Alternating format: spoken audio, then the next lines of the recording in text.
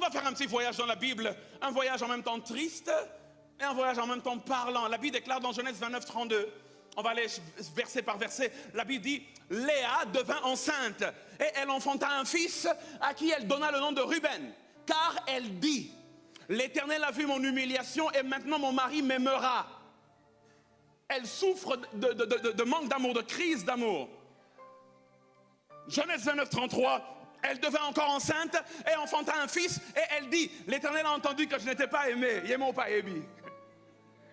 L'Éternel a entendu que je n'étais pas aimé et il m'a aussi accordé celui-ci. Et elle lui donna le nom de Siméon. Elle devint encore enceinte et elle enfanta un fils. Et elle dit, pour cette fois mon mari s'attachera à moi, car je lui ai enfanté 3 fils. C'est pourquoi on lui donna le nom de Lévi. Verset 35. Elle devint encore enceinte et enfanta un fils. Et elle dit, cette fois-ci, je louerai. J'ai espéré, ça n'a pas marché. Sigato Sanjola. C'est pourquoi elle lui donna le nom de Judas. Et elle cessa d'enfanter. Après quelques machinations de Rachel et tout, la Bible déclare, on est maintenant au chapitre 30, verset 16 à 18, la Bible déclare, elle a continué à enfanter. Le soir, comme Jacob revenait des champs, Léa sortit à sa rencontre et dit, c'est avec moi que tu viendras. Au point même que Jacob n'allait même plus dans sa tente. Il dit, ce soir, c'est avec moi que tu viendras, car je t'ai acheté pour les mandragores de mon fils. Quelle famille! Et il coucha avec elle cette nuit-là. La Bible déclare, Dieu exauça Léa, qui devint enceinte, et elle enfanta un 5e fils. Et Léa dit, Dieu m'a donné mon salaire parce que j'ai donné ma servante à mon mari. Et elle appela du nom d'Issachar. Léa devint encore enceinte et enfanta un 6e fils à Jacob. Léa dit, Dieu m'a fait un beau don. Cette fois mon mari habitera avec moi, car je lui ai enfanté 6 fils et elle l'appela du nom de Zabulon. 2 choses à dire avant d'aller plus loin. Nous sommes dans un contexte où avoir des enfants garçons était considéré comme une plus grande bénédiction qu'avoir des filles. Et après 6 garçons alignés, et après l'enthousiasme de Léa pour les 6 garçons, remarquez l'enthousiasme à chaque enfantement. À chaque fois que Léa enfantait, son enthousiasme était tellement fort qu'elle donnait des directions prophétiques à chaque enfant par ses paroles. Elle n'enfantait pas seulement, elle disait aussi. Quand elle enfante, elle dit, celui-ci fera que je m'attache à mon mari. Quand elle enfante, elle dit, celui-ci fera que mon mari va habiter avec moi. Quand elle enfante, elle dit, celui-ci il fait que mon mari va s'attacher maintenant à moi. Elle disait des paroles prophétiques à chaque naissance. Mais remarquez le contraste. Genèse chapitre 30, verset 21, la Bible dit, ensuite Léa enfanta une fille qu'elle appela du nom de Dina. Point, elle ne dit aucune parole prophétique pour Dina. Déception. Quand elle regarde Dina, Dina c'est la déception. Si les garçons n'ont pas fait que mon mari s'attache à moi, et bon, où est loco? Aucune parole prophétique. Les blessures de Dina ont commencé en ce moment-là. Aucune orientation prophétique pour Dina. Aucun espoir pour la venue de Dina. Aucun amour reçu par Dina. Ni par maman qui elle-même n'était pas aimée déjà. Ni par papa. Parce que papa était occupé au moment de la venue de Dina à s'intéresser au fils de la femme que lui aimait le plus.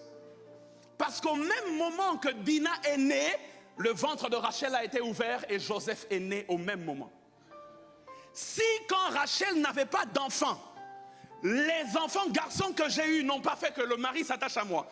Maintenant que je lui ai pondu, permettez-moi le terme, une fille, et qu'en même temps, la femme la plus aimée lui a donné un garçon, il n'y a pas d'espoir.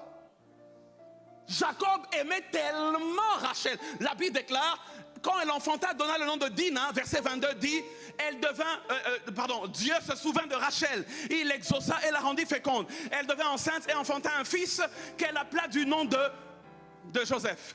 Et regardez la preuve de l'attachement de Jacob à Joseph. Regardez la preuve. Jacob aimait trop Joseph. Jacob était fan de Joseph. Jacob pouvait mourir pour Joseph. Au point que quand on lui a annoncé la mort de Joseph, quelques temps plus tard, il est mort. Intérieurement. Et quand on lui a dit que ton fils vit encore, la Bible dit Israël est revenu encore. Il aimait trop Joseph. Mais regardez la preuve de l'attachement. Genèse 33, verset 1 à 2.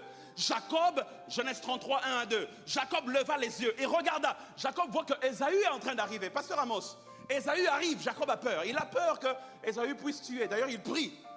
Au chapitre précédent, il dit, mon frère est en train d'arriver, il risque de tuer et les femmes, et les enfants, et les brebis, et moi. Donc il a peur qu'Ésaü tue sa famille. Mais regardez, la Bible dit, il répartit ses enfants entre Léa, Rachel et les 2 servantes. Il plaça en tête les servantes avec leurs enfants. Vous affrontez Ésaü en premier. Comme ça, si on vous tue, vous, le deuxième convoi a le temps de s'échapper. Il ne s'arrête pas là, la Bible déclare. Et puis il plaça Léa et ses enfants dans la deuxième ligne du convoi. Mais après, il place qui? Rachel et son chouchou, Joseph, dans la 3e ligne. Comme ça, Rachel et Joseph peuvent s'échapper, même si tout le reste meurt, c'est pas grave. Il aimait tellement Joseph qu'il a mis ceux qui l'aimaient le plus loin possible du danger et le plus proche possible de la protection, c'est-à-dire de lui. Parce qu'ils étaient loin d'Ésaü, mais Jacob était juste derrière eux, donc proche de lui. En d'autres termes, si ça barde, il peut même passer devant pour protéger Joseph et Rachel. Ce qui me choque dans ce texte, c'est qu'il a même mis Dina avant Joseph. Pourtant, en général, les pères protègent plus leurs filles que leurs fils. Dina est dans le deuxième convoi avec ses frères. Joseph se cache derrière Dina. Est-ce que je suis en train de parler à quelqu'un? Est-ce que je peux avancer plus loin? Et regardez encore, la Bible déclare dans Genèse chapitre 37, verset 3. Israël aimait Joseph plus que tous ses autres enfants. Clair. Le problème du système qu'on appelle maison de Jacob, ce n'est pas la doctrine. Parce que Jacob et sa maison servaient le seul vrai Dieu. Et d'ailleurs, quelques chapitres avant, il s'était débarrassé de toutes les idoles. Mais le problème du système qu'on appelle Jacob, c'était le manque d'amour. Et Dina l'a subi. L'investissement en amour qu'elle devait recevoir était inexistant. Certains étaient aimés et d'autres, surtout Dina, n'étaient pas du tout aimés. Conséquence, la Bible déclare, Dina, la fille que Léa avait enfantée, sortit pour aller voir les filles du pays. Ce qu'elle n'a pas reçu à la maison, elle est allée le chercher à l'extérieur de la maison. Dina sortit pour aller voir les filles du pays. Et j'ai noté une phrase. Dina a quitté l'assemblée de la bonne doctrine par manque d'amour pour aller dans l'assemblée des adorateurs des idoles en recherche d'amour. Parfois on regarde des enfants, on dit, tu es bien nourri ici à l'église, on enseigne la saine doctrine, qu'est-ce que tu vas aller chercher dans les binzambi?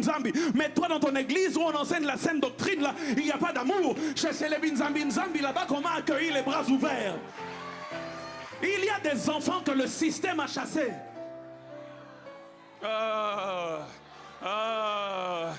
Est-ce que je peux avancer encore? Est-ce que je peux avancer encore?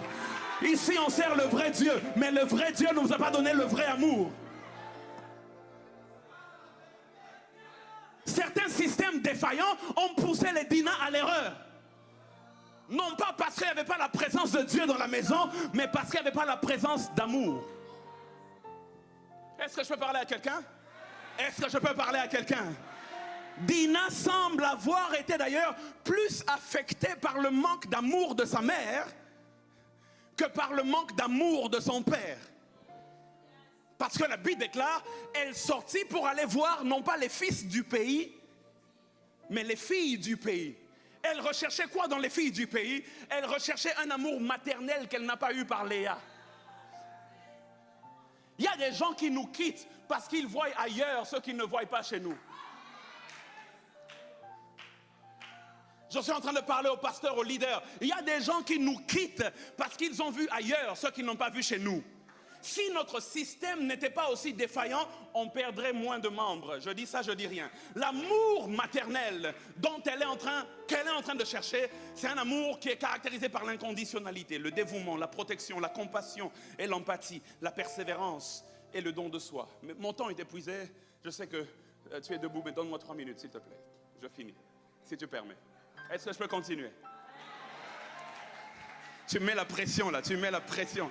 Ah, on me donne même 5 minutes. Oh, magnifique.